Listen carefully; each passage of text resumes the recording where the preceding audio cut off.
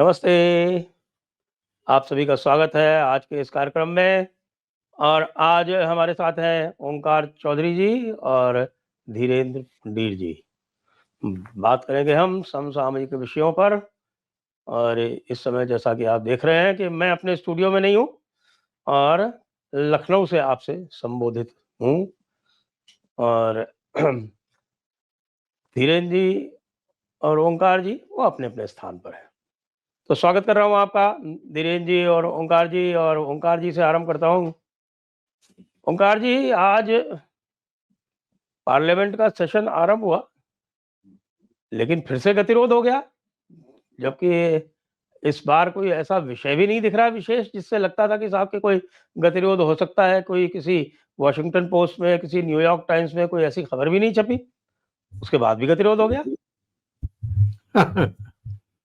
2014 से हम यही नाटक नौटंकी तो देख रहे हैं।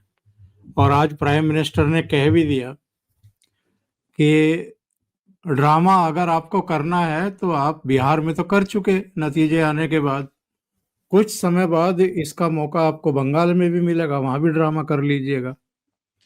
बड़ा दिलचस्प ये रहा कि आज प्रधानमंत्री ने ये ऑफर कर दिया कि आपको अगर मुद्दे सूझ नहीं रहे हैं तो मैं आपको कुछ टिप्स देने को तैयार हूं।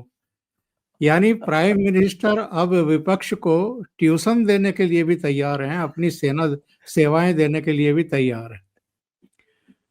लेकिन कुल मिलाकर के उनका जो 11 मिनट का उद्बोधन था, जो हर नए संसद सत्र के पहले दिन मीडिया से बात करने की एक रवायत है प्राइम मिनिस्टर की, उन 11 मिनट में उन्होंने जिस तरह आज विपक्ष को धोया है, मैं कह सकता हूं कि कभी अतीत में शायद ही किसी प्रधानमंत्री ने, खुद नरेंद्र मोदी ने भी इस तरीके से तो किसी को नहीं धोया, विपक्ष को कभी नहीं धोया। और उन्होंने एक तरीके से ये बता दिया, ये संकेत दे दिए कि इस सेशन में भी वो बख्शने वाले नहीं हैं और शायद 2 कदम आगे बढ़ करके वो इस बार बैटिंग करने वाले हैं। फ्रंट फुट पर जिसको कहते हैं, चौके छक्के जड़ने के मूड में है। और ये जो ताकत है, ये जो बल है, कभी प्राइम मिनिस्टर को मैंने अहंकार में नहीं देखा है कि हम जीत रहे हैं तो हम अहंकार पाल लें। लेकिन आत्मविश्वास जिसकी कमी महसूस हो रही थी लोकसभा चुनाव के नतीजों के बाद, वो तो अब काफूर हो चुकी है, वो तो खत्म हो चुकी है। और ये मुझे लगता है कि इस देश की जनता ने उनको भरोसा दिया है और उस भरोसे के बल पर ही वो, देखिए आपके, वो डोनाल्ड ट्रंप से भी टकराए हैं, अमेरिका जैसी महाशक्ति से। 4 मौके थे जो अवेल कर सकते थे, चीजों को थोड़ा नॉर्मलाइज कर सकते थे, मुलाकात हो सकती थी, नहीं की, बुलाने के बावजूद नहीं गए। पार्लियामेंट से वक्फ संशोधन बिल पारित करवाना, और जो विरोधी ममता बनर्जी से लेकर के तमाम दूसरे लोग जो कह रहे थे, घुड़कियां दे रहे थे, धमकियां दे रहे थे, लागू नहीं होने देंगे इसको। अब आप देखिए 3 दिन पहले क्या हुआ है, ममता बनर्जी की सरकार में नोटिफिकेशन जारी कर दिया गया और उसको लागू करने के आदेश पारित कर दिए गए। तो ये सब क्या हो रहा है? और बिहार में जिस तरीके से इनकी मजम्मत हुई है, जिस तरीके से इनकी कहना चाहिए कि पिटाई छिताई हुई है, और वही हुआ जो महाराष्ट्र में हुआ था। और महाराष्ट्र में भी वही नतीजा आया जो हरियाणा में आया था। इसके बाद दिल्ली जीतना, और अब इशारों इशारों में प्रधानमंत्री का ये कह देना कि जरा ये जो आप आंसू बहा रहे हैं थोड़े से बचा करके रखिए, बंगाल के लिए भी, वहां भी जाकर के आपको अभी ड्रामा करना है। तो ये उनका आत्मविश्वास दर्शाता है। संजय जी। जी, तो बिल्कुल मज़े की बात है। और धीरेन्द्र जी ने भी देखा कि एक दिन पहले ये कहा जा रहा था कि साहब कि हमें एसआईआर पर डिस्कशन चाहिए, तो एसआईआर पर डिस्कशन करने के लिए तो तैयार। एसआईआर पर डिस्कशन में ऐसा क्या करेंगे? एसआईआर का तो अभूतपूर्व एक सफल प्रयोग बिहार में हो चुका है। धीरेन्द्र जी। संजय सर नमस्कार, और तमाम दर्शकों को भी नमस्कार। दरअसल दो ही तरीके होते हैं लोकतंत्र में, चूंकि एक तो आपके पास है कि आपको जनता समर्थन दे, दूसरा कोर्ट से आपको पता चले। सुप्रीम कोर्ट ने एसआईआर पे आप जिस जिस बहस की बात करना चाहते हैं, देखिए वो लीगली आप कहीं ठहर नहीं रहे हैं। जनता आपकी बातों पर यकीन नहीं कर रही, वो एसआईआर के साथ खड़ी है। ये आप बिहार की सड़कों पर देख चुका, बिहार के उसमें देख चुके, आपकी यात्रा निकल चुकी, वोट अधिकार जनाधिकार यात्रा 65 लाख लोगों को मार गिराया और इन सब हटा दिया साहब, चुनावी रैली से, चुनावी सूचियों से गायब कर दिया, मतदाता सूचियों से। इस तरह के रोने की कम से कम वहां 85 रैलियां हुई होंगी और हर रैली में इसी तरह के आंसू बहाए गए, छाती पीटी गई, अगर मैं उसको सीधे तौर पे कहूं। लेकिन इसका जनाजा सिर्फ एक ने निकाल दिया पूरी हवा को, शकील अहमद, जो कांग्रेस के ही इतने सीनियर वरिष्ठ नेता। उसने कहा कि हम लोगों ने पूरा चुनाव देखा, ये लोग 65 लोग भी, 65 लाख लोगों के नाम हटाए गए हैं, जुड़े भी अलग हैं, लेकिन जो 65 लाख लोगों के नाम हटाए गए हैं उसमें से 65 लोगों को सामने नहीं ला पाए। और सलीम, माफ करना, वो योगेंद्र, वो सलीम और योगेंद्र में मैं कंफ्यूज हो जाता हूं, क्योंकि अब उनका कौन सा नाम लूं और वो किस नाम से नाराज हो सकते हैं। तो वो जो योगेंद्र यादव है, जो इतने बड़े धीमे बोल के सुप्रीम कोर्ट को, मतलब मुझे लगा पता नहीं कैसे सुप्रीम कोर्ट में उनकी आवाज आई होगी, लेकिन उन्होंने जिस तरह का स्टाइल दिखाने की कोशिश की कि ये लोकतंत्र की हत्या या तमाम चीजें, वो अदालत में कुछ देर भी नहीं टिक पाई। वो लोगों से इनको सीधा चैलेंज, आपको याद होगा कि राहुल गांधी के साथ कुछ लोगों को मिलवाया गया था उससे पहले, और वो सब मरे हुए लोग थे उनके मुताबिक, एसआईआर में मरे हुए लोग थे, लेकिन वो तमाम लोग, एसआईआर के मरे हुए लोग, कोर्ट में नहीं पहुंच पाए। वो सिर्फ चाय तक पहुंच पाए, चाय बिस्किट खाए और उसके बाद वो वापस अपने लोग चले गए। उन्होंने कहीं शिकायत करने की जरूरत महसूस नहीं की। आप इतनी बुरी तरह आप मतलब कई बार क्या होता है कि लोकतंत्र में हम लोग ये हमेशा कहते रहे, और मैंने इतने साल तक जर्नलिज्म की तो यही होता था कि बैलेंस होता है लोकतंत्र में, अपोजिशन की बहुत बड़ी ताकत होती है, लेकिन उस लोकतंत्र में उस झूठ की कैसे ताकत खड़ी हो सकती है, जो अगर कोई जरा सा भी ओपन होके दिमाग खोलता है तो सड़क पर जाने पर उसको पता चल जाता है कि यहाँ चल क्या रहा है। आप पूरे चुनाव में देखिए, अगर बिहार का चुनाव था, आपको तमाम चीजें, इतनी बड़ी लड़ाई कांटे की, ये सब हो गया, वो हो गया, और जनता की निगाह में वो बिल्कुल साफ, बिल्कुल क्लियर। वहां एसआईआर कोई मुद्दा था ही नहीं, इतना खराब और डल मुद्दा था कि उसको खुद तेजस्वी ने बाद में बोलना ही बंद कर दिया। आज अखिलेश बोल रहे हैं कि साहब ये है, और लोगों की आवाज दबाई जा रही है, लोगों को ये किया जा रहा है। चूंकि आवाज नहीं दबाई जा रही है, बेसिकली उस फ्रॉड जो होता था, जो तमाम, वो हर पार्टी को पता है। वो ऐसा नहीं कि सिर्फ बीजेपी वालों को ही पता है, ये इनको भी पता है, दूसरों को भी पता है, और बीजेपी को भी पता है कि ऐसे समय पे वो हमेशा, जब चुनाव परिणाम, जब वोटिंग होती थी, तो उस वक्त ऐसे मरे हुए लोगों का इंसान ऐसी तरह किया जाता था कि एक वो जोक भी बनता था कि साहब वो एक बूढ़ा जो है जल्दी आके खड़ा हो गया, सुबह बार बार पूछ रहा, रामरती वोट डाल गई क्या, रामरती वोट डाल गई क्या। और वो आदमी जो वोट बोल रहा वो झल्ला पड़ा, कहने लगा, अरे यार तुम डाल गई, तुम बार बार क्यों परेशान कर रहे हो। तो अरे उसने कहा कि वो जब मेरे साथ मरी थी तब तो 25 साल हो गए, लेकिन हर साल आवे वोट पे वोट डाल जा। तो वो जो है, मैं आज उसे लेके ही जाऊंगा। तो इस तरह की जो ये जो कहानियां हैं, इन सबको ये लोग समझते नहीं कि आम आदमी इनसे ज्यादा समझदार है, इनकी बात तक नहीं समझे, मिनिमम पे लाके पटक दिया, लगभग 2010 को दोहरा दिया। तो वो तो जनता से स्वीकृति मिल गई। अब चूंकि चुनाव उत्तर प्रदेश में होना है, बजाय इसके, मैं तो ये मानता हूं कि अखिलेश कम से कम तेजस्वी से ज्यादा बेहतर समझ रखते होंगे। उनको अपने मुद्दे शार्प करने चाहिए, उनको तैयार करना चाहिए कि वो योगी आदित्यनाथ के लॉ एंड ऑर्डर, उनके जो ट्रिलियन डॉलर की इकोनॉमी, अयोध्या और जो मिर्जापुर ये मथुरा, इन सबके डेवलपमेंट प्लान के बीच में से कोई वो निकालें, वो बजाय इसके एसआईआर जैसे मुद्दों का। मतलब ये लगता है, अब कम से कम मैं एज ए रिपोर्टर जमीन पर घूमने के बाद ये महसूस करता हूं कि उनके पास कोई काट है नहीं। प्रधानमंत्री मोदी की जो अपील है, मैं बिहार में जाने के बाद दोबारा रीअफर्म हुआ कि उसका मुकाबला अभी इस एरेना में कोई लीडर नहीं करता है, न पक्ष में न विपक्ष में।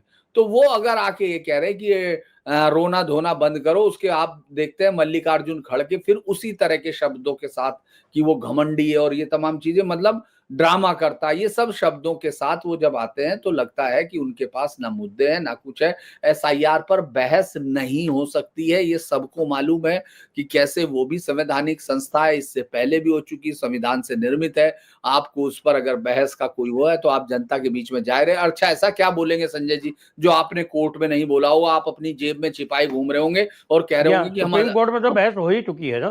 मैं यही कह रहा हूं कि और अभी भी चल रही होगी, अभी भी होना है, आप उसमें दीजिए। आप अभी केरल पे बोलेंगे, केरल में चूंकि 2 को है, फिर उसके बाद कल है, शायद केरल में कल ही है, इसके बाद फिर आपको तमिलनाडु पे बोलना है और फिर आपको आखिर में जाके 12 को भी 9 को भी बोलना है। तो बहस के तो 3 समय आपको मौके मिलते रहेंगे, तो आप ये क्यों समझ रहे हैं? आप ऐसा क्या बताना चाहते हैं उन दीवारों को संसद की, क्योंकि आदमी तो पढ़ ही रहे हैं।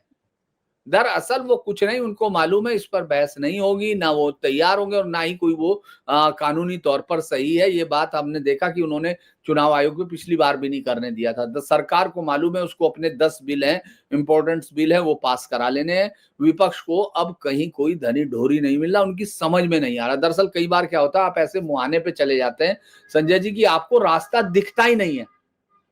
विपक्ष अब ऐसी जगह पे खड़ा हो चुका और इसीलिए मुझे लगता है कि प्रधानमंत्री के लिए फ्री हैंड है वो आगे चुनाव में। मैं तो बल्कि ये तक मान रहा हूं कि अगर यही रहा तो ये सिर्फ ये नहीं, सह्याद्री पार की जो कर्नाटक रुकी हुई सवारी है वो कहीं आगे ना बढ़ जाए, ये बड़ा दिलचस्प होगा।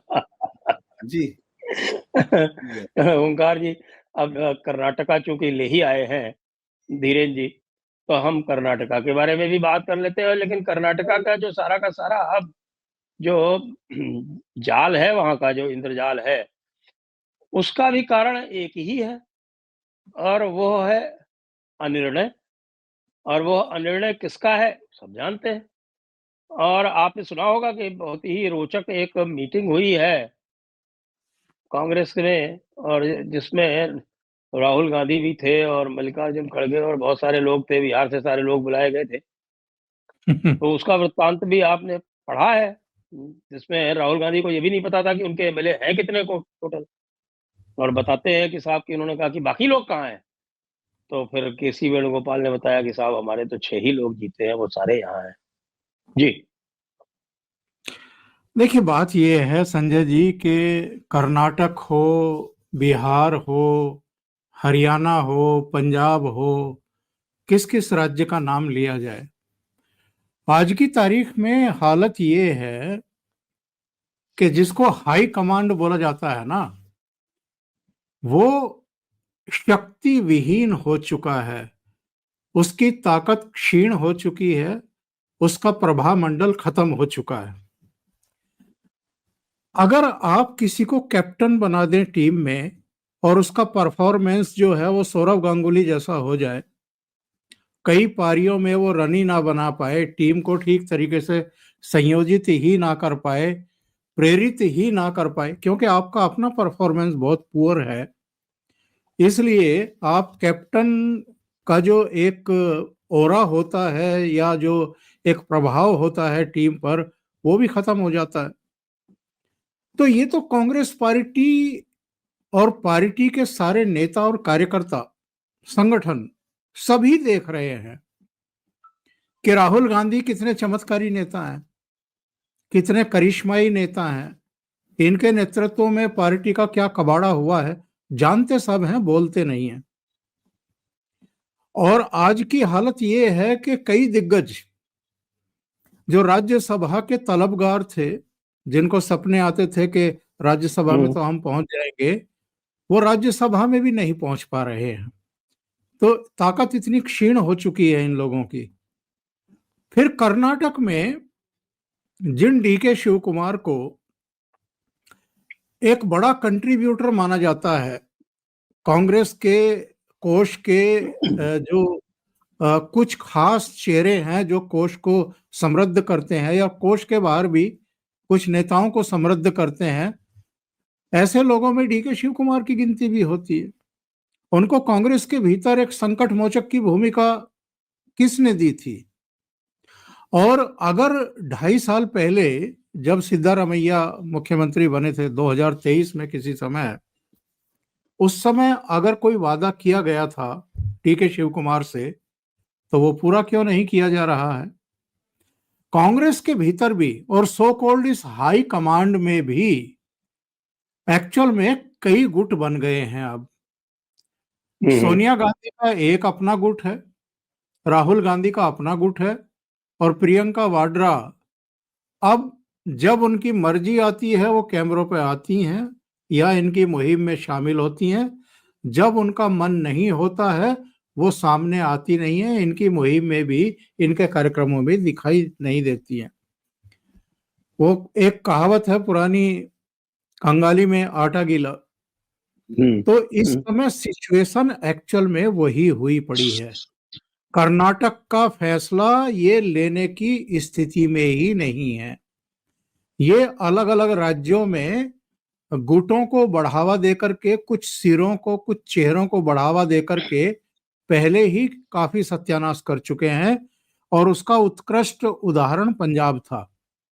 कैप्टन अमरिंदर सिंह ही 2017 में कांग्रेस को लेकर के आए थे और उनसे ऐसी खुंदक पाल ली दोनों भाई बहनों ने कि फिर सिद्धू को बढ़ावा देकर के वहां पूरा कबाड़ा कर दिया कांग्रेस पार्टी का, सरकार का।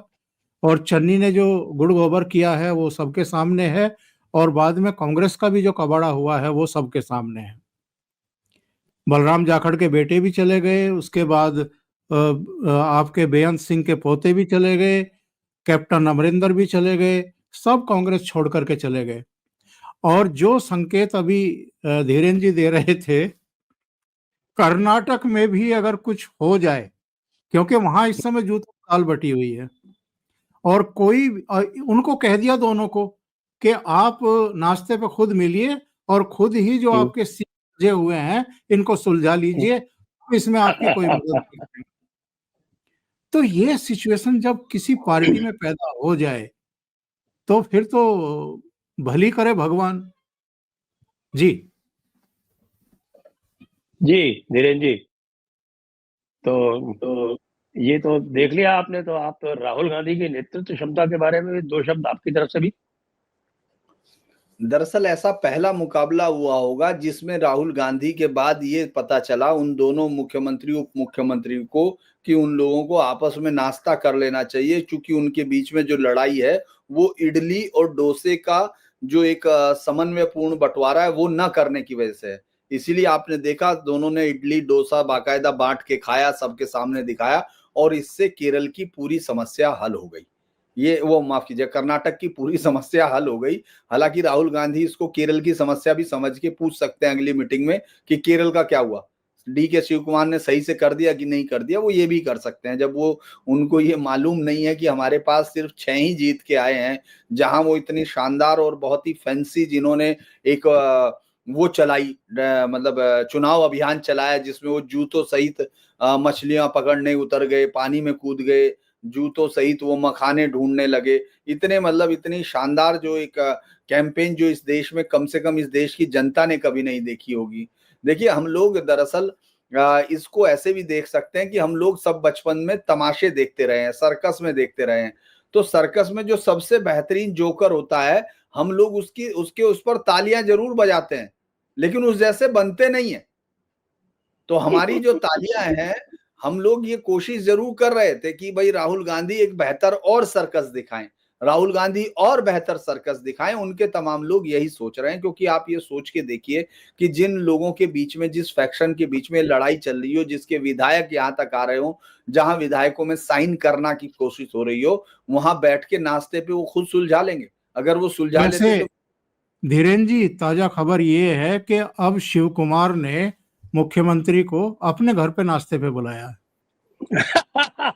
लड़ाई वही हो रही है, आप ये जान ही नहीं रहे। लड़ाई यही हो रही है कि किसी ने शादी में 2 इडली ज्यादा खाई हुई है, तो उन इडलियों का फैसला हो रहा है कि तुम मेरे यहाँ 2 खा लो फालतू।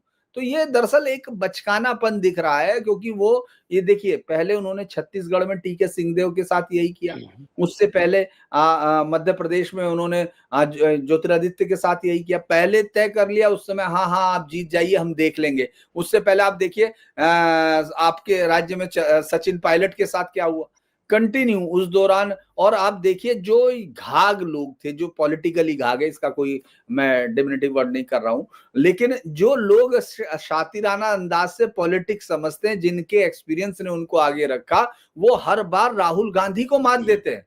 वो डीके शिव कुमार, टीके सिंहदेव या सचिन पायलट या ज्योतिरादित्य को नहीं हरा रहे, वो राहुल गांधी को हरा रहे हैं। क्योंकि राहुल गांधी के साथ मुकाबला, आप ये सोचिए, अशोक गहलोत ने अपने आप अपनी मर्जी से अपने विधायकों से कहलवा लिया, उसके बाद पूरा कोशिश करके मंत्रिमंडल तक में नहीं लिया। इससे ज्यादा बड़ा अपमान क्या होगा। वो मजबूरी थी, क्योंकि सचिन पायलट को लगता है कि भाई उनका इसी पार्टी भविष्य, तो वो रुके। इसके बाद ज्योतिरादित्य को आप देखिए, पूरी मेहनत कराई, पूरा महाराज भी बेचारे जूतों से उतर के, मतलब बिना गाड़ी के घूमने लगे, बड़ा मुश्किल हुआ, लेकिन फिर भी उन्होंने किया, उनको मिल गई तो आ गई। तो फिर उसके बाद ये हुआ। अब आप ये सोचिए, डीके शिव कुमार अकेले पूरी ताकत के साथ जूझ रहे थे। उस दौरान सिद्धारमैया आपको अपनी जगह पर काम करते दिखे। लेकिन ये जो तीनों पॉलिटिशियंस थे, ये जानते थे, चाहे वो कमलनाथ हो, चाहे वो अशोक गहलोत हो, चाहे वो सिद्धारमैया हो, कि राहुल गांधी को कहां पकड़ा जा सकता है। क्योंकि वो अच्छे से समझते हैं कि इनके पास भारतीयता की समझ नहीं है, भारतीय राजनीति की समझ नहीं है। उनको ले जाके कुछ ऐसी चीजें जरूर समझा देनी है, जिससे वो उसका लोकल डायलेक्ट क्या होगा, वहां कौन सा पहना जाता है, कैसे बात किया जाए। आपने अरे बहुत, आपने तो एकदम नरेंद्र मोदी को सड़क पे खड़ा कर दिया, आपने नरेंद्र सरेंडर कर दिया। मतलब जब इस तरह की बातें कहो, उसके बाद उनको कोई लेना देना नहीं। तो ये इनके लोग हैं। मैं आज भी कहता हूं कि सचिन पायलट कांग्रेस के लिए एक एसेट है, लेकिन उसको बेइज्जत कराना है। ये जो टीम राहुल थी, जिसको कहा गया, वैसे तो मैं नहीं मानता, क्योंकि टीम राहुल में इसलिए कुछ नहीं था, वो तो जो खानदानी दरबारी थे, उन्हीं के सब बच्चे थे, जो अब बीजेपी में आ गए, वो बड़े ले हो गए, ये भी मान लेना चाहिए। लेकिन जो टीम राहुल थी, वो एक एक करके अलग हो गई। ये लोग जो आए, इनको तो कोई जनता पहचानती नहीं है। तो ये बड़ा संकट है, राहुल गांधी के लिए संकट है, बाकी सबके लिए कोई संकट नहीं, क्योंकि बाकी तो जनता देख ही रही है, उसको तो मजा आ रहा है। देखिए, जनता को तब परेशानी होती कि उनको राहुल से कोई उम्मीदें होती, उनको राहुल गांधी से कोई उम्मीद नहीं है, इसीलिए उनको, मुझे नहीं लगता कि उनको बहुत ज्यादा इस बात से कोई निराशा हो रही है। वो तो एक वो देख रहे हैं, जिसको कहा जा सकता है सर्कस, और राहुल गांधी की हर कलाकारी पे वो ताली बजाते हैं, उठ के चल के जाके वोट वो अपना प्रधानमंत्री नरेंद्र मोदी की पार्टी को दे आते हैं। जी, अब थोड़ा चलते हैं बंगाल और असम की तरफ, क्योंकि अब यदि देखा जाए तो अगले राउंड का जो चुनाव होगा, उसमें कम से कम कांग्रेस का जो टेस्ट है और बीजेपी का भी जो टेस्ट है, जो आमने सामने का टेस्ट है, वो असम में है। बंगाल की भी बात करेंगे हम, लेकिन अब असम की स्थिति में क्या चल रहा है, थोड़ा सा जानते हैं हम ओंकार जी से। देखिए, असम में संजय जी, मेरे हिसाब से भारतीय जनता पार्टी के साथ साथ हेमंता का बड़ा टेस्ट है, एक बड़ी परीक्षा है। हम सब जानते हैं कि हेमंता ने पिछले करीब 4 साढ़े 4 साल में क्या किया है। पूर्वोत्तर से लगभग कांग्रेस को घर बैठा दिया है, साफ ही कर दिया है। और असम में भी कई स्तरों पर उनकी लड़ाई चल रही है, साफ सफाई की भी, मॉरली एक बड़े आक्रामक समुदाय को उसकी हदें समझाने और बताने की भी, और जो एक बड़ी समस्या थी वहां घुसपैठियों की और पॉपुलेशन डिसबैलेंस की, उसको भी थोड़ा सा दुरुस्त करने की। अब कुछ लोग मुद्दा बना रहे हैं, वही योगेंद्र यादव जैसे लोग, उनके इंटरव्यूज पड़े हुए हैं कि साहब देखिए कितना बड़ा चमत्कार हो रहा है, पूरे देश में एसआईआर हो रहा है सिवाय असम के, और ये आप देखिए कि कैसा बीजेपी और चुनाव आयोग के बीच में एक मिला जुला मैच चल रहा है। जब ये इस तरह के ज्ञान दे रहे होते हैं लोगों को या अपने समर्थकों को, तब बड़े शातिर तरीके से तथ्यों को और सच्चाई को छुपा देते हैं। ये भूल रहे हैं या लोगों की आंखों में धूल झोंक रहे हैं कि वहां पर तो सुप्रीम कोर्ट के आदेश से काफी समय से एक एनआरसी ही चल रही है, और वो मुहिम जब तक पूरी नहीं हो जाती है तब तक एसआईआर का मतलब क्या है। और एसआईआर ऐसा भी नहीं है कि असम में होगी ही नहीं, वो दूसरे तरीके से होगी, दूसरा उसका एक मैकेनिज्म बनाया गया है। पर असम की चूंकि 10 साल से वहां बीजेपी की सरकार अब होगी, जब चुनाव हो जाएंगे तो 10 साल हो जाएंगे। पहले सोनोवाल साहब थे और अब हिमंता है, और हिमंता बहुत आक्रामक अंदाज में मुहिम छेड़े हुए हैं। हिमंता के बारे में खुद राहुल गांधी कुछ ज्यादा ही आक्रामकता दिखा चुके पिछले दिनों। उन्होंने यहां तक कह दिया कि आप इनको जेल जाते हुए देखेंगे। तो जैसा बड़बोलापन है और जैसा अनुभवहीनता है, या जिस हम कहें कि कुछ ऐसे परिवेश में पले बढ़े हुए हैं ये कि किसी का सम्मान करना ही नहीं है, किसी के बारे में आप कुछ भी आपको बक देना है, उसका अंजाम क्या होगा, नतीजा क्या होगा, और मतदाताओं में किस तरह के रिएक्शन उसके हो सकते हैं, शायद इनको पता नहीं है, अंदाजा भी नहीं है, और शायद एक्सपीरियंस भी नहीं है। तो लगातार आप कांग्रेस की ऐसी तैसी करवा रहे हैं, इस तरह के बयान देकर के आप एक बड़े समुदाय को उद्वेलित भी कर रहे हैं, एकजुट भी कर रहे हैं। और हमें नहीं भूलना चाहिए कि इसी असम में राहुल गांधी और उनकी टीम पर जब ये भारत जोड़ो तोड़ो यात्रा पर निकले हुए थे और एक प्रतिबंधित मार्ग पर इन्होंने जबरन बढ़ने की कोशिश की थी, बैरिकेड वगैरह भी तोड़े थे, उस समय इन पर एफआईआर भी दर्ज हुई थी वहां पर।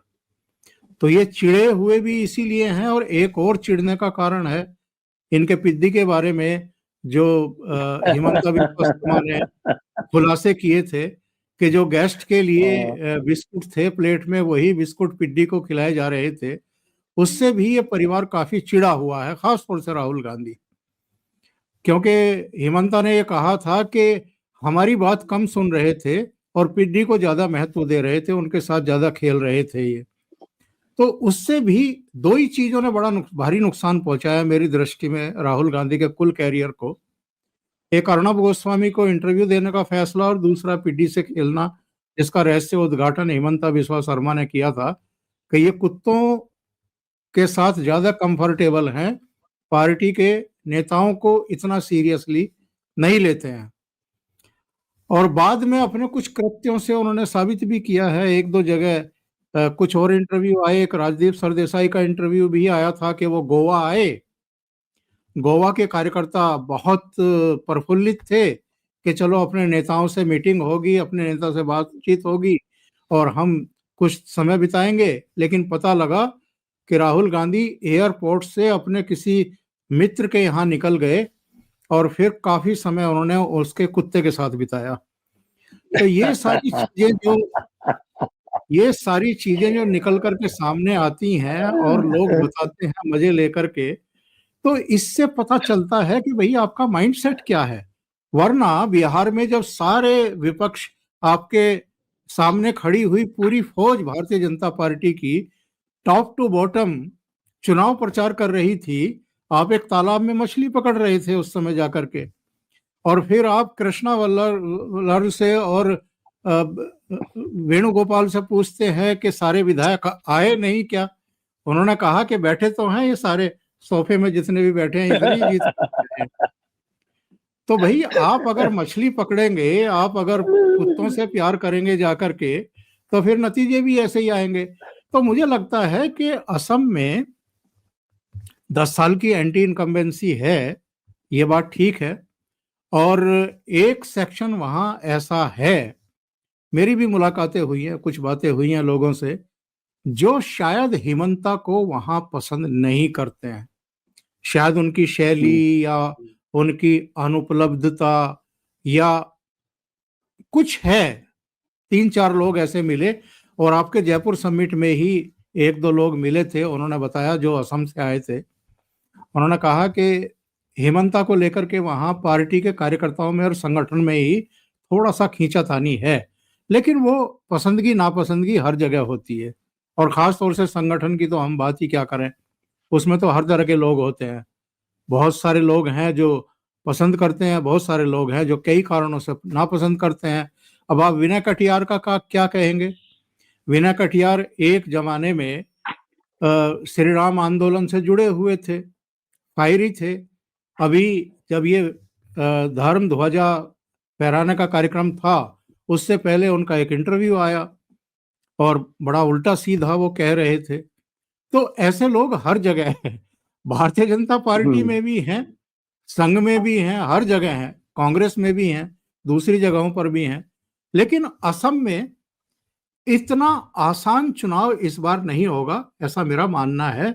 हालांकि हेमंता ने काफी वहां प्रयास किया है और परिश्रम किया है। ये पिड्डी की बात पे याद आया धीरेन्द्र जी कि ये पिड्डी से जो इतना फैसिनेशन है, तो एक जो समुदाय विशेष इस समय जो जिहाद का नारा उठा रहा है, अभी आपके घर के बगल में रहते हैं, एक चचा मदनी भी रहते हैं और भतीजे मदनी भी रहते हैं, तो वो जिहाद का नारा दे रहे हैं। और जिहाद का नारा दे रहे हैं तो निश्चित रूप से वो कुत्तों को तो पसंद नहीं करते हैं, क्योंकि कुत्ते तो इस्लाम में हराम माने जाते हैं, नजिस माने जाते हैं। तो फिर राहुल गांधी जी जो है वो ऐसा काम क्यों कर रहे हैं कि जिससे कि जो हमारे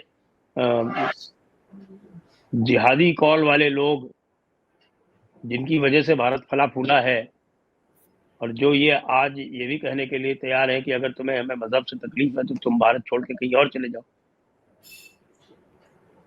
ये मामला कैसे बैठेगा? जिहाद भी होगा और कुत्ते भी होंगे।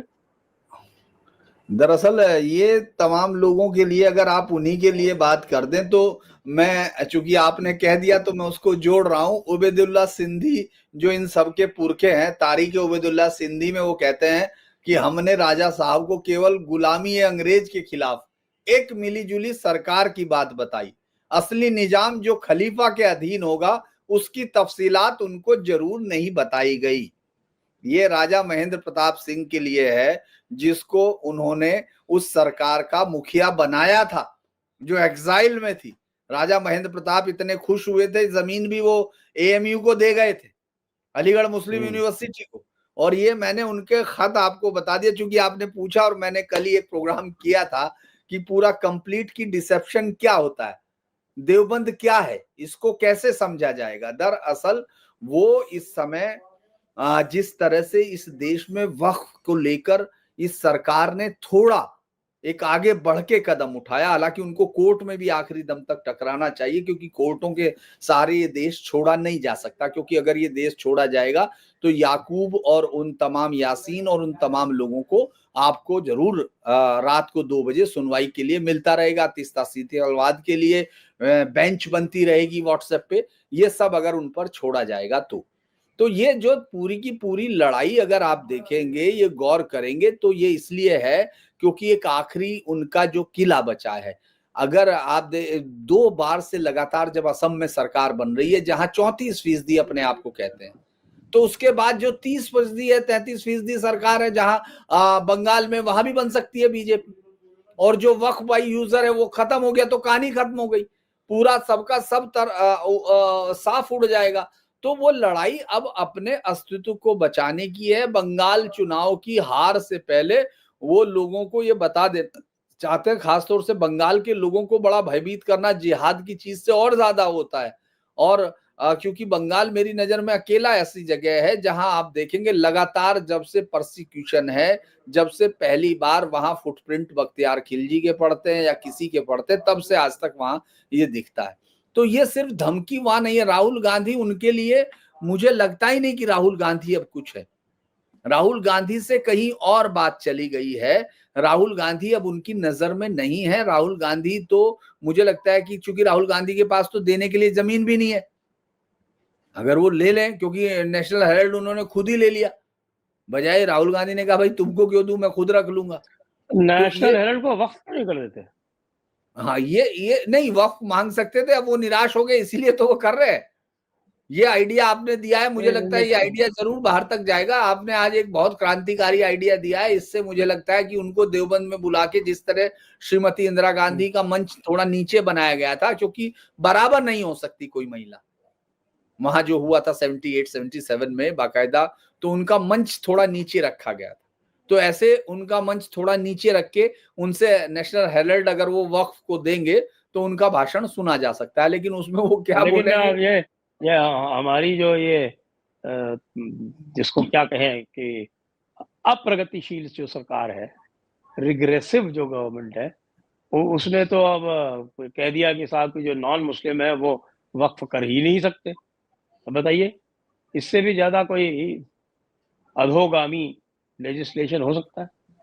नहीं, कभी नहीं हो सकता, क्योंकि इस देश में तो देखिए आप 1,90,000 बीघा एकड़ जमीन जो है वहां है बंगाल में, उतनी जमीन आपकी उत्तर प्रदेश में है। अब ये जमीन में 70% झगड़ा उसमें उन्हीं अधोगामी हिंदुओं का या उन लोगों का है जो ये कह रहे हैं कि नहीं ये साहब हमारी जमीन है, या उस पर मुकदमा कर रहे हैं। ऐसा कभी हो सकता है?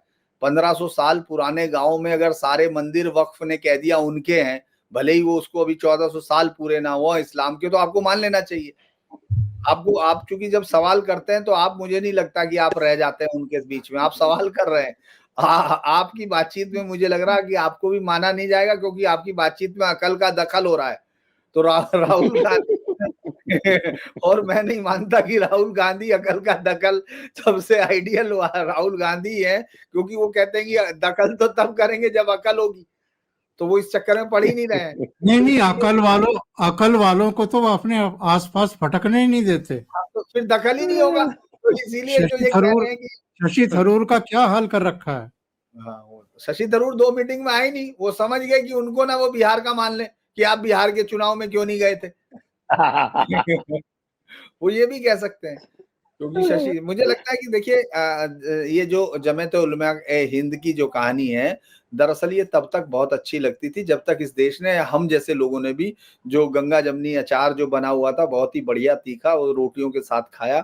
और जब हमको डॉक्टरों ने बताया कि इसमें शीशा मिला हुआ, इसमें पारा मिला हुआ, इसमें लेड मिला हुआ, तो तब हमने वो खाना बंद कर दिया। तो उसी तरह से अब इन सब के कोई मायने रहते नहीं। देखिए, मुस्लिम्स वोटर्स ना इनकी सुनता है ना वो जानता है। वो जानता है कि उसको इस्लामिक लॉ के साथ जो है, आप देखिए उनको, अगर आप इसको ऐसे देख सकते हैं, जैसे एक ही उदाहरण के साथ, जैसे मैं उदाहरण कई बार दे चुका हूं, लेकिन आपको यहाँ जैसे आप देखिए धुले में 5 लोकसभा विधानसभा उस सिटी में 4-5 में लगभग 1,90,000 के साथ आगे था। जैसे ही मालेगांव खुलता है 1,95,000 के साथ 5,000 वोटों से जीत जाता है कैंडिडेट कांग्रेस का, जब लोकसभा चुनाव है। यानी 1,90,000 की लीड भी काटता है जो 4 विधानसभा है। तो गलती उसकी है, वो 2.5 लाख से आगे क्यों नहीं था?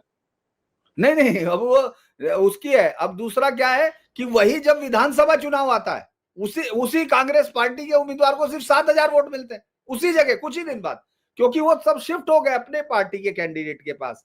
ये देखने की जरूरत है कि उनको, ये राहुल गांधी को ये बार बार सोचना है कि मैं कितनी बार इनके लिए अपने आप को, या हालांकि बीच में गड़बड़ हो जाता है जब सांस्कृतिक प्रदूषण होता है, जब वो दत्तात्रेय बन जाते हैं बीच में, या फिर वो जनेऊ ऊपर डाल देते हैं। अभी तो 5 साल से बिल्कुल एक ही रास्ते पे चल रहे हैं। हाँ, वो तो गुजरात के बाद वैसे भी अब निवेदिता मेनन रिटायर हो गई हैं, तो वो भी अब कांग्रेस में आके सलाहकार के रूप में शामिल हो सकती। हाँ, क्योंकि वो तो पता नहीं कुछ वहां, वो तो बताया उन्होंने कि कॉमरेड लाल सलाम, वो स्टाइल बहुत मुझे अच्छा लगा। दरअसल मैं नहीं कर पाऊंगा ऐसा, वो उसको सीखने के लिए काफी ना, मतलब आप सोचिए कि अभी भी कॉमरेड दीदी लाल सलाम, कॉमरेड दीदी लाल सलाम। और आपने देखा होगा कि इतनी बड़ी ताकत, इतनी बड़े, उसके बावजूद आप ये देखिए कि वहां 1 दर्जन लोग नहीं थे, 1 दर्जन नहीं जुटा पाए, जबकि वोट इतना मिला। दरअसल क्या है कि पिछले कुछ समय से हम लोग गौर नहीं कर रहे, हमको लग रहा है एक जैसे मजबूत आवाज 1 लाख के बराबर होती है धीरेन्द्र जी। हाँ, ये मैं बार-बार मेरे अंदर अकल नहीं है तो मैं दखल लेकिन नहीं कर पा हमारे जो रहा। हमारे जो संविधान निर्माता थे उनको इतनी अक्ल नहीं थी, इतनी अकल नहीं थी उनको कि उन्होंने एक आदमी को एक ही वोट दिया। उनको कम्युनिस्टों को एक वोट का कम से कम उनको 1000 तो करना चाहिए था, अगर लाख नहीं। हाँ। वो तो ये तो दिक्कत बहुत हो गड़बड़। गई है क्योंकि बिहार में अब जरा थोड़ा सीधे जाके जरा बंगाल चल के जरा बंगाल की स्थिति का विश्लेषण कर देते हैं। वहां के अब चुनाव की चर्चा करने का समय आ गया है। तो मैं सबसे पहले पूछ लेता हूँ ओंकार जी से। ओंकार जी, तो ममता जी की जो उखाड़ पछाड़ चल रही है, उनके जो स्टाइल चल रही है, आपको क्या लगता है कि वाकई कुछ हो सकता है? पिछली बार भी हम लोग बहुत आशावान थे, लेकिन बाद में निराशा हाथ लगी। ममता जी बहुत डरी हुई हैं इस समय। पहली बार लग रहा है कि सामने से जरूर विश्वास से भरी हुई नजर आना चाहती हैं, लेकिन एक्चुअल में उनके तिरपन कांप रहे हैं। और मैं ये बात इसलिए कह रहा हूं कि उनको अपनी सीमा पता है कि मुझे कहां तक विरोध करना है, उसके आगे वो विरोध नहीं करना चाहती है। हालांकि कुछ लोगों का कहना है कि उनके पास कोई ऑप्शन बचा नहीं था, सुप्रीम कोर्ट से भी याचिकाएं खारिज हो गई थी, झटका लग चुका था वक्फ पर, तो नोटिफिकेशन जारी करना ही था, वो करवाया भी है। सारी वक्फ की संपत्तियां जो केंद्र की वेबसाइट है उस पर अपलोड करने के आदेश भी जारी कर दिए कि 5 दिसंबर तक ये सब अपडेट हो जाना चाहिए। यानी 8 साल बाद जाकर के उनको अब समझ में आया कि वक्फ कानून को लागू करना है। तब तो कितना लोगों को भड़काया था, उस समय का वातावरण क्या था। अभी शो से पहले भी हम लोग बात कर रहे थे, मुर्शिदाबाद में जो कुछ हुआ, 100 से ज्यादा घर जला दिए गए थे। लोगों को घर छोड़कर के मालदा के एक एजुकेशनल सेंटर में शरण लेने के लिए अभिशप्त कर दिया गया था। पिता पुत्र चित्रकारों की निर्मम हत्या कर दी गई थी। और पूरे बंगाल और बंगाल के बाहर भी, क्योंकि उस समय याद करें तो बंगाल के अलावा कहीं कुछ नहीं हो रहा था। थोड़ा बहुत उत्तर प्रदेश में करने की कोशिश की गई थी, तो यहाँ तो बहुत मोटा लठ लेकर के योगी जी बैठे रहते हैं, वो सूंत देते हैं, बिल्कुल लंबलेट कर देते हैं। तो यहाँ तो किसी की हिम्मत नहीं पड़ती। लेकिन पश्चिम बंगाल में कौन रोके? उस समय तो कह रही थी कि जान दे दूंगी, लेकिन वक्फ संशोधन कानून को बंगाल में लागू नहीं होने दूंगी। अब कैसे लागू करने के आदेश जारी करवा रही हैं? और अब तो ये सारे जितने भी जिनके बोल बिगड़े हुए थे, कलकत्ता के मेयर से लेकर के और वो मंत्री तक, सब जो उस समय पाला खींच करके और कुश्ती लड़ने के अंदाज में थे और तरह तरह की धमकियां दे रहे थे, अब वो जस्टिफाइड कर रहे हैं कि नहीं नहीं, वो पोर्टल पर अपडेट करने से क्या होता है, अब ये तो कर ही देना चाहिए। पता तो सबको है ही कि वक्फ की संपत्तियां कहाँ कहाँ है, जिन पर कोई विवाद नहीं है उनको तो पोर्टल पर अपडेट कर ही देना चाहिए। इस तरह की बातें हो रही हैं। क्यों? क्योंकि इनको पता है कि केंद्र इस समय बिल्कुल मौके की तलाश में दम साधे बैठा है। कोई एक मौका आपने दिया नहीं और सीधे 356, 55 भी नहीं, 356 सीधे। क्योंकि इस बार बहुतों का ये कहना है कि भाई यही समय है और सही समय है, इसी समय ये सब कार्रवाई करिए, वहां राष्ट्रपति शासन लगाइए, मशीनरी को इनके पंजों से मुक्त करिए, जो व्यवस्था है उसको बदलिए और केंद्र के अधीन, अमित शाह के अधीन वहां की पूरी मशीनरी को लेकर के निष्पक्ष और तटस्थ चुनाव का रास्ता साफ कर दीजिए। लेकिन ममता बनर्जी शायद जानती है कि उनको कहां तक विरोध करना है। इसलिए आप देखिए कि जो एसआईआर की कार्रवाई चल रही है उसका खूब विरोध किया, एक नाम नहीं कटने दूंगी। अरे भाई, गलत नाम कौन काट, गलत नाम ही कटेंगे। जो योग्य हैं वो जोड़े जाएंगे, जो अयोग्य हैं वो बाहर जाएंगे। तो आप जरा खुल के बता दीजिए कि आप अयोग्य का नाम नहीं कटने देंगी क्या? खुल के बताइए। दूसरे, जिस तरीके से इन्होंने एसआईआर को एनआरसी बताने की गलती की, उसका नतीजा है कि रोहिंग्या, बांग्लादेशी, नेपाल, वो सब सिर पे अपने पैर रख करके दौड़ रहे हैं, भाग रहे हैं। वो उल्टा पड़ गया। हाँ, उल्टा पड़ गया वो। अब वो रोके नहीं, रुक रहे हैं और लाखों की संख्या में जा रहे हैं। पता लग रहा है कि एक्चुअल में सर्वाधिक रोगग्रस्त अगर कोई राज्य अभी तक रहा है घुसपैठियों की दृष्टि से, तो वो पश्चिम बंगाल रहा है। दो स्टेट पर अपनी नजर है संजय जी, एक पश्चिम बंगाल और दूसरा उत्तर प्रदेश। उत्तर प्रदेश में भी बाबा ने डिटेंशन सेंटर लगभग हर जिले में, हर मंडल स्तर पर बनवाने के आदेश दे दिए हैं और बहुत बड़े पैमाने पर धरपकड़ हो रही है। ये पहलगाम की जो घटना हुई है ना, कई बार बहुत अप्रिय घटना थी, कभी नहीं होनी चाहिए ऐसी घटना। जिस तरह का जेनोसाइड किया गया, जिस तरह कलमा पढ़वाया गया, पेंटे उतार करके शिनाख्त की गई, गोली मारी गई, इससे ज्यादा दर्दनाक और इससे ज्यादा शर्मनाक घटना कोई हो नहीं सकती। लेकिन उसके बाद जो मुहिम चल रही है इस समय साफ सफाई की, मुझे लगता है कि अकेले बंगाल नहीं, पूरे देश में ही बहुत बड़ा काम इस समय हो रहा है और कई स्तरों पर हो रहा है।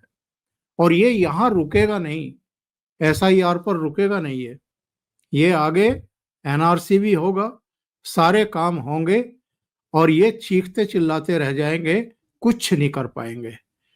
क्योंकि जो आपने चुनौती दी थी सुप्रीम कोर्ट में इन चीजों को लेकर के, सुप्रीम कोर्ट तो खारिज कर चुकी इनकी याचिका को। वो तो कह चुकी कि चुनाव आयोग को पूरा अधिकार है एसआईआर कराने का और ये कोई पहली बार भी नहीं हो रहा है। और जब सुप्रीम कोर्ट ने कहा कि भाई अगर 65 या 69 लाख नाम कटे हैं बिहार में, तो आप जरा 15 ले आइए हमारे सामने, जिनको ऐतराज हो कि साहब हमारा गलत काट दिया गया, वो भी नहीं लेकर आ पाए। तो राजनीति करने के लिए, हल्ला मचाने के लिए, पार्लियामेंट रोकने के लिए और जो एक इकोसिस्टम है उसके पालन पोषण के लिए, क्योंकि ये जो इकोसिस्टम है इसमें बहुत सारे चैनलधारी हैं, इच्छाधारी हैं, उनका भी फिक्र होता है इन लोगों को, तो उनकी दुकान चलती रहे इसके लिए तो ठीक है। लेकिन इससे आगे बढ़कर के आप इसको रोक नहीं सकते, बाधक नहीं बन सकते। और ममता बनर्जी बाधक बनते हुए दिखना ही नहीं चाहती हैं आज की तारीख में। जी धीरेन्द्र जी, एक तो देखिए कि इलेक्शन कमीशन ने भी बड़ी बुरी तरह से टीएमसी के डेलीगेशन को नकार दिया और उनसे यहाँ तक कह दिया कि ऐसा है कि आप लोग बीएलओस को धमकाना बंद कीजिए। दूसरी बात उन्होंने कह दी कि साहब की कॉन्स्टिट्यूशन में ये काम कराने का हक हमारा है और कॉन्स्टिट्यूशन के आर्टिकल 326 में साफ साफ लिखा हुआ है कि कोई भी विदेशी जो है वो चुनाव प्रक्रिया में भाग नहीं ले सकता। और उसके साथ उनको तायद भी कर दी कि भाई आप भी कॉन्स्टिट्यूशन की पालना कीजिए। तो ये तो मामला पूरी तरह से उनके उल्टा पड़ गया और अब ऐसा दिख रहा है कि ममता दीदी वाकई परेशान है। कह रहे हैं कि साहब जो अनऑफिशियल आंकड़े आ रहे हैं वो कह रहे हैं कि 40 लाख तो केवल मृत व्यक्तियों की संख्या है और उसके अतिरिक्त जो संख्या है वो 1 करोड़ के ऊपर जाएगी। जी देखिए, इस बार दरअसल लोग तमाम लोग एक बड़ा प्यारा सा डाटा भूल जाते हैं कि हो क्या रहा। परेशानी उनकी ये नहीं है, ये तमाम चीजें हैं। एसआईआर से कटेगा, उनको मालूम है ये वोट कटे जाने से पहले जिन वोटों को वो हथियार के तौर पर इस्तेमाल करती थी वो गायब हो जाएंगे। ये सबसे बड़ी खतरनाक बात होगी, क्योंकि वो जितनी कम संख्या के वोटर्स वहां होते थे उससे कहीं ज्यादा ऐसे वोटर्स होते थे जो इन मृत व्यक्तियों के, गायब व्यक्तियों के, इन सबके नाम पर वोट डाल रहे थे। सबसे बड़ी एक बड़ी तादाद है ऐसी संजय जी, जो हजारों की तादाद है, जो मिल नहीं रहे हैं, जिनके नाम ही मौजूद नहीं है, उनके कार्ड बने हुए हैं, वो सब थे, उसमें शामिल थे। उन लोगों को किसने बनाया, कैसे बना, इस पर बहस कभी बाद में होगी, लेकिन फिलहाल तो आज की डेट में चुनाव के वक्त उनको हटाओ। सबसे पहले तो ये था। और उसके दूसरी बाद बात ये है कि उनको डर एसआईआर से कम, और वो जो फॉरेनर और इमिग्रेशन एक्ट इसके पहले लागू हो गया था उससे ज्यादा है, उसमें तो बड़ी सख्त सजा है। बिल्कुल। नहीं, वो भाग रहे, वो इसीलिए भाग रहे, जो लोग भाग रहे वो उनको मालूम है। देखिए, मैं एक बात बताऊंगा कि हम लोगों को शायद पीएम मोदी पर इतना यकीन है या नहीं, लेकिन बांग्लादेशी भगोड़ों को हमसे ज्यादा यकीन है। उनको मालूम है कि अगर इसने कर दिया तो ये पकड़ेगा, ये जरूर छोड़ेगा नहीं, और इसीलिए वो भाग रहे। अगर हमने एसआईआर में गलत नाम चढ़वा दिया जी, तो हम निश्चित रूप से पकड़े जाएंगे, ये उनको 7 साल 10 लाख कहां से लाएंगे इतने? तो भाई उन्होंने क्या, वो जो भाग रहे हैं बांग्लादेशी, आपने देखा हुआ किसी के पास पेंट का डब्बा, खाली हुआ पेंट का डब्बा है, किसी के पास वो है सब, तो 10 लाख रुपए कहां जाएगा? वो तो कहेगा इतना तो हम दलाल को दे के आए थे, उसके बाद यहाँ आके किया, अभी ये इतना ले लेगा, इतना तो हम पे है ही नहीं। तो वो इसी चक्कर में सब भागे जा रहे। ममता उनको समझा रही है कि तुम वोट डालो, तुम्हारे पास आधार है ना, तो वो आधार भी वो वहां फेंक के चले गए। आपने देखा होगा वो कौन सा स्टेडियम है, साल्ट लेक, और उसके आसपास वहां आधार पड़े यूपी और बिहार के बने हुए बहुत सारे लाइन से। उन्होंने कहा ये बड़े तुम्हारे सारे, हमें नहीं चाहिए, क्योंकि हमको जेल में नहीं रहना। हर जगह डिटेंशन सेंटर की जो खबरें आ रही हैं कि हर जगह अस्थायी डिटेंशन सेंटर बनाए जा रहे हैं। यूपी में आपने देखा होगा जो बॉर्डर टाउन से उनमें किराएदार है, और सब क्या पूछताछ होने लगी, सबकी चीजें पूछने लगे। वो तैयारी कर रहे हैं, डिटेंशन सेंटर बरेली वरेली इन तमाम जगह में अस्थायी डिटेंशन सेंटर देखे जा रहे हैं। तो उनको ये पता है कि भाई पकड़े जाना, ये वोट वाट डालना, तो उन्होंने डाली है। कई ने जो भाग रहे हैं उनमें से कई के वीडियो आपने देखे होंगे जिसमें कह रहे हैं हाँ वोट देते थे। उनको इसका मतलब सीधी सी बात होगी कि उनको वोट का डर नहीं, और उनको ये भी समझ में आ गया कि ममता बनर्जी, याद है आपको वो जो एक डायलॉग है, हालांकि वो इस तरह से नहीं है, लेकिन वो है गब्बर के ताप से तुम्हें एक ही बचा सकता है, वो है गब्बर। वो समझ गए कि मोदी के ताप से और कोई नहीं बचा सकता। तो उन्होंने सबसे पहला काम ये किया कि उन्होंने कहा पहले तो ताप से दूर निकलो, बाद में देखेंगे ममता दीदी को ये बनी रहेगी तो आ जाएंगे, पहले तो वहां से भागो। दूसरा क्या है, सबसे बड़ी गंभीर बात यह है कि ममता बनर्जी ये जानती है कि लोकसभा, और जबकि हम लोगों ने देखा, होना तो ये चाहिए था, एक पत्रकारों का माइंडसेट ये कहता है, जो अमूमन होता है, कि जिस तरह से 2021 की विधानसभा चुनाव के बाद मास रेप, मर्डर, एविक्शंस ये सब हुए, उसके बाद हमको लग रहा था कि 2024 में तो वो लोग सीट जो कम गई, वो आपको दिखाता है कि जैसे वो सीटें कम हो गई, वोट बीजेपी का वोट घट गया। लेकिन अगर आप डाटा में जाएंगे तो आप देखेंगे बीजेपी का वोट बढ़ गया, 1 से 2% वोट बढ़ा, और टीएमसी का वोट कम हुआ। टीएमसी को जो 217 सीटें मिली थी वो घट के कहां आ रही हैं, वो 190 सीटों पर जा रही है। बीजेपी उस वक्त 90 सीटों में बढ़त ली हुई थी। बीजेपी का मतलब इतने इतने ज्यादा अत्याचार के बावजूद अगर उसका वोटर पीछे नहीं हट रहा, तो ये एक सिल्वर लाइन है जो हम नहीं समझ रहे, वो नहीं समझ रहे, लेकिन ममता बनर्जी तो समझ रही है, उसके पास तो आ रहा है। अब सिर्फ ममता बनर्जी के पास, मैं अगर पूरे हिस्सों को, चूंकि आप बंगाल के तमाम हिस्सों को जानते हैं, अगर मैं आपको वो देख के बताता हूं तो आप ये समझ लीजिए कि जो उत्तर बंगाल पूरी तरह बीजेपी का मौजूद किला है, वो लोकसभा के चुनाव में भी हुआ। जंगल महल आदिवासी बेल्ट में बीजेपी को बढ़ते हुए दिख रहा है। उत्तर 24 परगना, हावड़ा, हुगरी का पेरी अर्बन बेल्ट है, वो बीजेपी की नई उम्मीद बन के उभर रही है। अब तक सिर्फ कोलकाता, चूंकि मुस्लिम बेल्ट है और इतनी जबरदस्त तरीके से उन्होंने बचाया हुआ है, उसमें कोलकाता उत्तर, दक्षिण, आप मान लीजिए मुर्शिदाबाद, मालदा का हिस्सा, और दक्षिणी 24 परगना का मुस्लिम बेल्ट।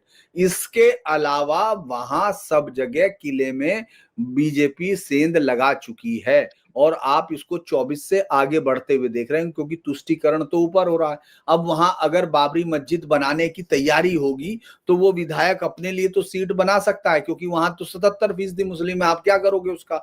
वो वहां खुश हो सकते हैं, क्योंकि वो हमेशा कट्टरवादी मुस्लिम से जितना ज्यादा कट्टर बोलता है उसके पीछे उतनी वोट आ जाती है, तो वो उसमें तो खुश है। लेकिन बाकी सब जगह भद्र लोग के अंदर ही लंका लगा देगा, क्योंकि अब देखिए ऐसा होता है, बहुत दिन तक अगर पानी गिरता है, भले ही हम लोग कुछ भी हैं, तो वो पत्थर फट जाता है, पत्थर को पानी से ही काटते हैं हम लोग। आपने देखा होगा रस्सी से निशान पड़ जाता है उसी कुएं की जगत पर। अब कुआं नहीं है तो बच्चे नहीं समझ पाएंगे, लेकिन उस पर निशान पड़ जाता था।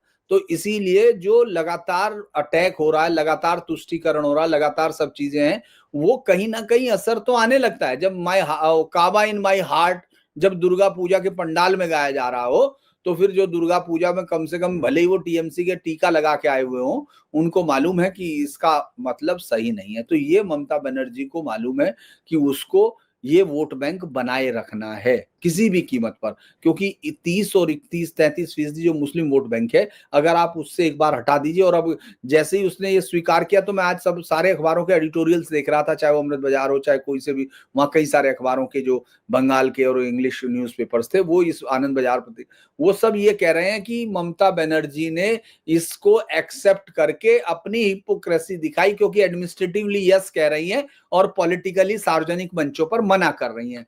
वो उसको जो उम्मीद वाले पोर्टल में जो वक्फ का है, तो उसको मालूम है कि मुझे बनाए इनको रखना है, लेकिन बिखरेगा वहां से भद्रलोक। तो मुझे ऐसा लगता है ममता जी बनर्जी इसको देख बिल्कुल। रही है। तो आइए आज की चर्चा को अब यहीं पर विराम देते हैं। सभी दर्शकों को बहुत बहुत धन्यवाद, ओंकार जी को और धीरेन्द्र जी को भी बहुत बहुत धन्यवाद। जय हिंद, जय भारत, वंदे मातरम। वंदे मातरम। वंदे मातरम।